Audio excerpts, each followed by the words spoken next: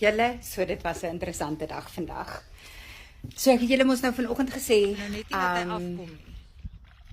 die proewe is eers môre, right? Maar die vreeslike nice vissermanne het toe besluit hulle nooi ons Loop om na hom saam met toe. hulle langs die oewer. Hulle is besig met hulle elite. En dan kan Connie oefen. So reg waar jy RPI, ons gaan apparently nie by RPI nie, ons gaan by 'n ander plek, maar anyway, naby RPI.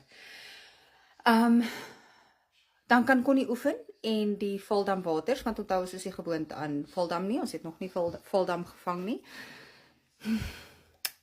Ja, very long story short. My kind het darm 'n paar vissies gevang. Dit was baie klein vissies gewees vandag. Die wind het verskriklik gewaai en dit was bewolk die hele dag. Maar jy kan sien ek is bloedrooi. Ek is 'n tamatie. Is al vis. Maar môre doen ek dit alles weer oor. So ek weet nie hoe rooi gaan ek môre wees nie. But I'll keep you posted. Maar needless to say, ek dink ons het 'n goeie aksieplan vir môre. Ons weet definitief, jy weet, wurms werk uitstekend met Oxblood en Maximus. Wurms uit omtrent 3 van sy vissies op dit gevang. Dit klink min, maar ek meen hy het 5 vissies gevang vir die dag. En Benlik het gewerk, banana en garlic, dit het goed gewerk.